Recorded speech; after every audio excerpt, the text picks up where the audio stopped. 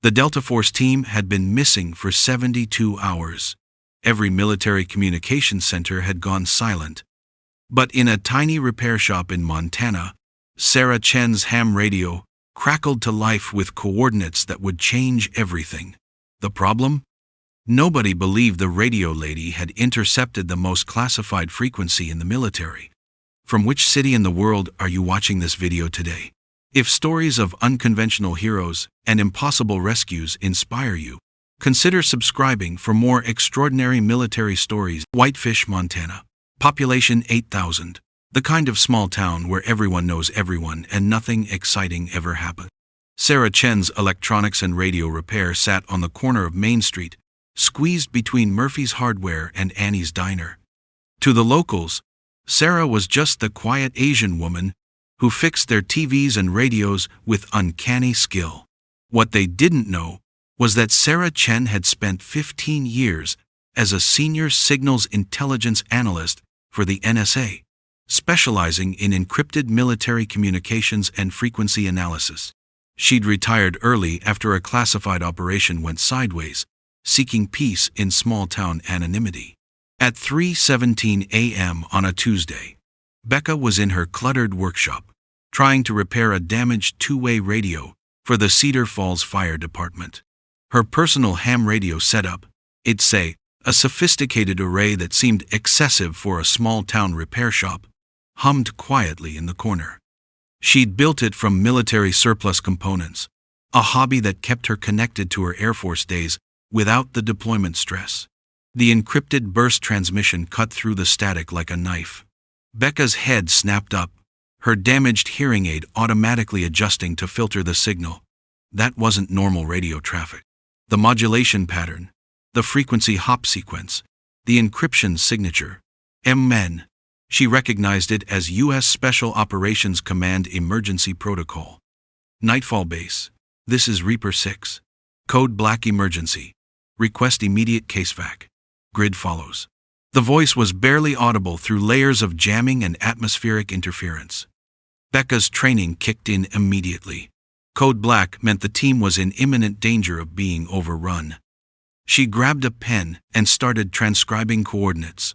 33.3152. North 44.3661 East. Iraq. Somewhere in the disputed territories near Kirkuk, where ISIS remnants still operated. The transmission lasted only 2 minutes before cutting to electronic silence. Becca sat staring at the coordinates, her hands trembling slightly. Reaper 6 was a designation she remembered from briefings, a classified special operations unit conducting counter-terrorism operations in Iraq and Syria. She picked up her landline and dialed the duty officer number for the 25th Air Force Operations Center at Lackland Air Force Base in Texas, her old unit. This is Staff Sergeant Martinez. How can I help you? Sergeant, this is Sarah Chen, former NSA analyst, clearance level Yankee White. I need to report an intercepted distress signal from a classified unit. Ma'am, I'm going to need more than that. What's your current position, and how did you intercept military communications? Sarah provided her location and credentials, then read off the coordinates and call signs she'd transcribed. There was a long pause on the other end. Ma'am, I'm showing no current operations in that sector. Are you certain about what you heard? Sergeant, I spent 15 years doing signals intelligence. I know a broken arrow call when I hear one. I'll need to verify your credentials and get back to you. Please stand by your phone. The line went dead. Sarah knew they were running her background check, confirming her former clearance, trying to decide if she was credible or just another conspiracy theorist with a radio. But she also knew something else. In the time it took military bureaucracy to verify her story and mount a rescue operation, Ghost Team would be dead. 6 hours passed, with no callback. Sarah paced her small apartment above the repair shop, knowing that with every minute of delay, the trapped team's chances of survival diminished. She'd tried calling back twice, only to be told her report was under review and that appropriate personnel would contact her. By morning, Word had somehow leaked around Whitefish that Sarah claimed to have intercepted secret military communications. Small towns have no secrets, and this was too interesting to keep quiet. Sheriff Tom Bradley knocked on her shop door at 9 a.m., coffee cup in hand and concern on his weathered face. "Sarah, folks are saying you called the military about some kind of emergency. Everything okay?" Sarah let him in, grateful for a friendly face. Sheriff Bradley was former Army himself, served in the First Gulf War. If anyone might believe her, it would be him. "Tom, I need you to listen to me carefully. Last night I intercepted a distress signal from a special operations team trapped in Afghanistan. They're using codes that prove they're legitimate, but nobody at command level will take my report seriously." Bradley studied her face, looking for signs of delusion or mental breakdown.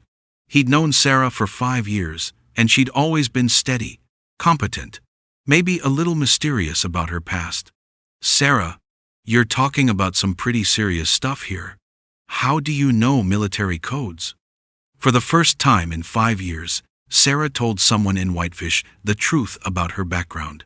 Bradley's expression shifted from skepticism to amazement as she detailed her NSA career, her security clearances, her expertise in signals intelligence.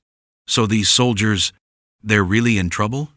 Tom, if I'm right, they're probably already under enemy fire. Every hour we waste means they're closer to being captured or killed. What do you need from me?"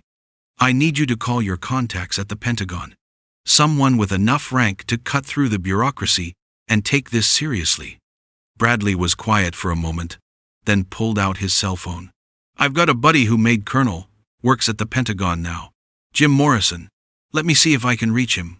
The call took 20 minutes. Bradley explained the situation, vouched for Sarah's character and background, and pleaded for someone to take the report seriously. When he hung up, his expression was grim. "He's going to make some calls. But Sarah, he says there's no official operation in the area you mentioned. And even if there was, they wouldn't use civilian contractors for emergency communications. That's exactly why they need my help, Tom.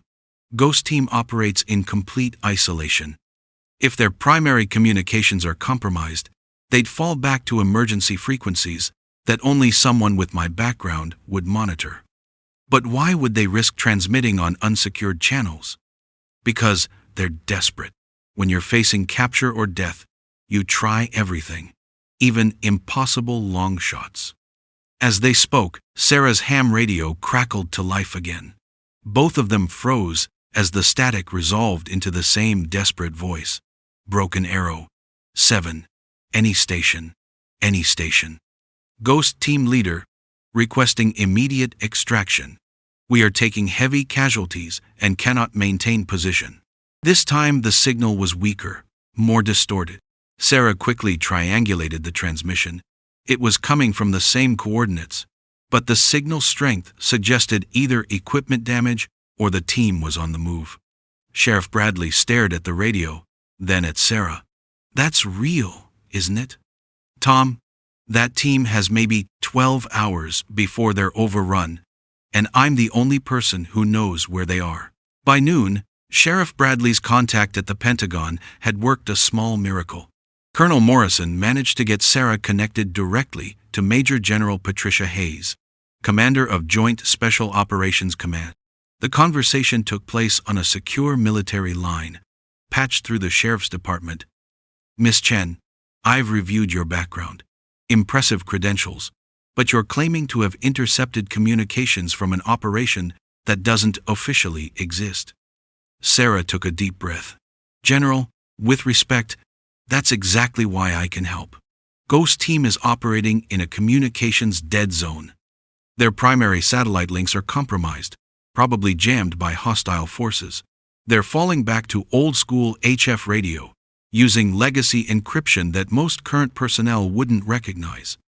And you would recognize it because? Because I helped design those protocols in 2011. Emergency fallback frequencies for compartmentalized operations. The encryption keys cycle every 72 hours. I can decode their transmissions, but not for much longer. There was a long pause. Miss Chen, even if I believed your story, we can't mount a rescue operation based on unverified intelligence from a civilian source. General, you don't have to mount anything. You just have to listen. Sarah activated her ham radio setup, adjusting the frequency and filters. Within minutes, Ghost Team's desperate voice filled the sheriff's office. Broken Arrow 7. Ghost Team Leader. Enemy forces have located our position, requesting immediate air support. Coordinates 34.7431 north, 69.1753 east. We are surrounded and running low on ammunition. Even through the secure phone line, Sarah could hear the sharp intake of breath from General Hayes. How is this possible? Our most advanced listening posts haven't detected anything from that sector. General, they're using a frequency band that's been abandoned by modern military communications. It's like broadcasting on an AM radio channel that nobody monitors anymore. Plus, the terrain in that region creates natural signal bounce. The transmission is probably reflecting off mountain peaks before reaching me here in Montana. This is highly irregular, Miss Chen. Even if the signal is authentic, we'd need precise coordinates and real-time intelligence to plan any rescue operation. I can provide that, but General, there's something else. The signal strength is degrading with each transmission. Either their equipment is failing, or they're being forced to move constantly. We're running out of time. General Hayes was quiet for almost a full minute. When she spoke again, her tone had changed from skeptical to urgent. Miss Chen, I'm going to do something that violates about 6 different protocols. I'm going to authorize a reconnaissance flight over those coordinates. If we find evidence of an American team in distress, we'll proceed with rescue operations. How long will that take? 8 hours minimum. We need to position assets, plan approach routes, coordinate with regional command. General, they don't have 8 hours. Another pause. What are you proposing? Sarah looked at Sheriff Bradley, who nodded encouragingly. General, I propose we maintain continuous communication monitoring. I can track their movements, provide real-time updates on their position, and serve as a relay between Ghost Team and your rescue forces. Think of me as a civilian communications hub for the operation. Miss Chen, you're asking me to base a multi-million-dollar rescue operation on intelligence from a ham radio operator in Montana. General, I'm asking you to save 12 American soldiers who are about to die in a foreign country. And right now, I'm their only link to help. The decision that came next would either save lives or end General Hayes' career. General Hayes made the call that no military commander wants to make, authorizing an operation based on unverified civilian intelligence. Within 2 hours, Sarah's small repair shop had been transformed into an improvised command center. A team of Air Force communications specialists arrived via helicopter, setting up secure satellite links and military-grade radio equipment alongside Sarah's ham radio gear. The contrast was striking. Cutting-edge military technology working in tandem with equipment that looked like it belonged in a museum. Captain Jennifer Walsh, the communications team leader, initially approached Sarah with obvious skepticism. Ma'am, with respect, we have billion-dollar satellite networks and global monitoring stations. I'm not sure what a civilian setup can add to our capabilities. Sarah didn't argue. Instead, she demonstrated. Tuning her modified ham radio to the specific frequency and encryption protocol, she immediately picked up Ghost Team's signal, CA. Weak, fragmented, but undeniably real. The military equipment, configured for modern secure communications, detected nothing. How is that possible? Captain Walsh studied Sarah's equipment with new respect. Your systems are too sophisticated. They're designed to filter out anything that doesn't match current military communication protocols. Ghost Team is using legacy encryption from 2011, broadcasting on frequencies that have been officially abandoned. To your equipment, it looks like random static. Sarah's role quickly evolved from witness to operational coordinator. She became the primary communication link between the trap team and the rescue force, translating between old and new systems, providing real-time intelligence that no satellite could match. The updates she relayed painted an increasingly desperate picture. Ghost Team Leader to any station. We've been forced from our primary position, moving to secondary location. Coordinates 34.7389, north 69.1801 east. 3 wounded, 1 critical. Enemy forces approximately 200 meters and closing. Sarah immediately relayed this to the rescue team staging area, where Colonel Marcus Rodriguez was coordinating the operation. Colonel, they've moved 400 meters southeast. The terrain in that area has limited cover. They're exposed. How do you know the terrain? Rodriguez asked. Sarah pulled up satellite imagery on her laptop, overlaying it with topographic data she'd accessed through her old NSA credentials. This valley has been a smuggling route for decades. I analyzed it during Operation Enduring Freedom. There's a rock outcropping at these coordinates that provides defensive cover, but it's also a natural trap if they're surrounded. Can you maintain contact with them? Yes, but each transmission risks giving away their position to enemy forces. We need to limit communication to essential updates only. As night fell in Afghanistan, the rescue operation moved into its critical phase. 2 CH-47 Chinook helicopters, escorted by Apache gunships, approached the target area. Sarah served as the communication bridge, receiving position updates from Ghost Team and relaying targeting information to the rescue aircraft. Ghost Team Leader, this is Rescue 1. We have visual on your position, marking with IR strobe for identification. Through her ham radio, Sarah heard the relief in the team leader's voice. Rescue 1, Ghost Team Leader, confirmed visual on your aircraft. Enemy forces are concentrated to our north and east. Recommend approach from southern corridor. Sarah immediately translated this for the rescue team. Colonel, they're reporting enemy positions north and east of their location. Recommend the Apaches suppress those positions before the Chinooks move in for extraction. The coordination continued for another hour as the rescue played out in real time, with Sarah serving as the crucial communication link that made the operation possible. The rescue operation reached its climax as Apache gunships engaged enemy positions while the Chinooks moved in for extraction. Sarah's repair shop had become mission control, with multiple radio feeds creating a cacophony of military communications. Through her ham radio, Sarah heard Ghost Team's desperate situation. Rescue 1, we're taking heavy fire from multiple positions, cannot reach primary extraction point. Repeat, cannot reach primary extraction point. Captain Walsh looked at her military communications gear in frustration. I'm not getting any of this through our systems. How are you maintaining contact when we can't?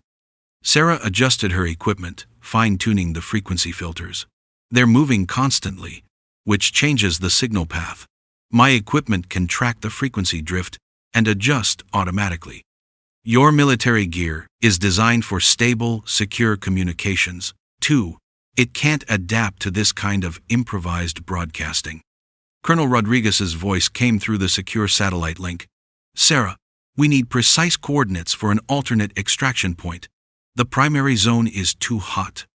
Sarah consulted her terrain analysis and spoke directly into her ham radio. Ghost Team Leader, recommend moving to coordinates 34.7401 north, 69.1734 east. It's a clearing approximately 300 meters southwest of your current position. Terrain provides natural cover approach for aircraft. The response came back through heavy static. Copy coordinates. Moving to alternate extraction. Taking casualties. Need immediate medical support on arrival. What happened next required split-second coordination between multiple aircraft, ground forces, and Sarah's communication hub. The Apache gunships laid down suppressive fire while Ghost Team moved to the new extraction point. Sarah maintained continuous contact, providing real-time updates on their movement and enemy positions. Ghost Team is 100 meters from extraction point, she relayed to Rodriguez. Enemy forces are regrouping to pursue. Recommend immediate pickup once they reach the clearing. Through her ham radio, she heard the team leader's voice, now barely above a whisper. Rescue 1. Ghost Team, at extraction point. We have 4 wounded, 2 critical. Need immediate medical evacuation. Copy Ghost Team. Rescue birds inbound. Provide security for 30 seconds. Those 30 seconds stretched into eternity as Sarah listened to the sound of gunfire and helicopter rotors through her radio. The Chinook pilots had to land under fire, load the wounded team, and extract while enemy forces closed in from multiple directions. Rescue 1, all personnel aboard. We are clear of the extraction point, came the welcome message through military channels. Through her ham radio, Sarah heard the final transmission from Ghost Team leader. Thank you, radio lady, you saved our lives. The repair shop fell silent, except for the hum of cooling equipment. Sarah slumped in her chair, emotionally and physically drained. She'd just coordinated a rescue operation from her small-town electronics shop, using equipment that cost less than a single military radio to save 12 elite soldiers. Captain Walsh stared at her with newfound respect. Ma'am, I've never seen anything like that. You essentially became a one-person communications satellite for this entire operation. Colonel Rodriguez's voice came through the secure link. Sarah, I don't know how to thank you. Without your intervention, we would have lost that entire team. Colonel, I just did what anyone with the right equipment and knowledge would have done. No, ma'am. What you did was impossible. And that's exactly what made it work. 3 weeks later, Sarah's life had returned to something resembling normal, though the repair shop felt strangely quiet after serving as a military command center. She was replacing a circuit board in Mrs. Patterson's television when the bell above her door chimed. A man in civilian clothes entered, but Sarah immediately recognized the military bearing. Tall, lean, with the kind of alertness that comes from years in special operations. Behind him were 2 other men with the same bearing. Miss Jen? I'm Colonel Mike Stevens. These are Sergeants First Class Johnson and Martinez. We were hoping we could have a word with you. Sarah set down her tools and looked at the 3 men carefully. Your Ghost Team. What's left of it, yes ma'am. We wanted to thank you in person for what you did. Colonel Stevens stepped forward, extending his hand. Ma'am, I've been in special operations for 18 years. I've been in tight spots before, but nothing like what happened 3 weeks ago. When our primary communications went down, and we were surrounded, we were broadcasting on that emergency frequency, hoping against hope that someone, somewhere, might hear us. I never expected that someone would be a ham radio operator in Montana, added Sergeant Johnson, grinning. When you started relaying coordinates and tactical information, we thought you must be some kind of special operations communication specialist. Sarah smiled.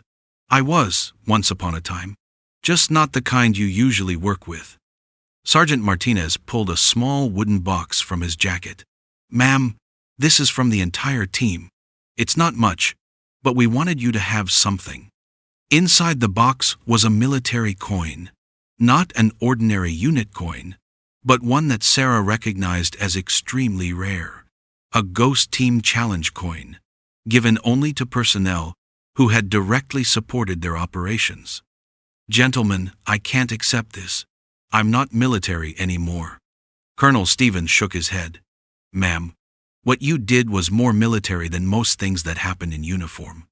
You took initiative, risked your credibility, and saved American lives using nothing but skill and determination. That makes you one of us. Besides, added Johnson, without you, none of us would be here to give it to you anyway. After the team left, Sarah held the coin, feeling its weight. Sheriff Bradley knocked and entered, having seen the visitors leave. Friends of yours? He asked with a knowing smile. Something like that. Tom, I want to ask you something. Do you think I should keep all this equipment active? Monitor for other emergency transmissions? Bradley considered the question. Sarah, 3 weeks ago you saved 12 American soldiers using equipment you built in your spare time. Do you really need to ask? That evening, Sarah sat in her workshop, fine-tuning her ham radio array. She'd made some improvements based on what she'd learned during the rescue operation: better frequency scanning, improved signal processing, enhanced encryption capabilities. As she worked, she thought about the strange turn her quiet retirement had taken. She'd come to Whitefish seeking anonymity and peace, but sometimes the skills you've spent a lifetime developing find a way to matter again, even in the most unexpected circumstances. Her radio crackled with the normal amateur radio chatter: weather reports, technical discussions, friendly conversations between hobbyists around the world. But now Sarah listened with different ears, knowing that somewhere in the static and noise there might be another desperate voice calling for help. At 11:47 p.m., as she was preparing to shut down for the night, a faint signal caught her attention. Different frequency, different encryption, but the same desperate undertone she'd learned to recognize. Sarah Chen, small-town radio repair lady and unofficial guardian of the emergency frequencies, settled into her chair and began to listen.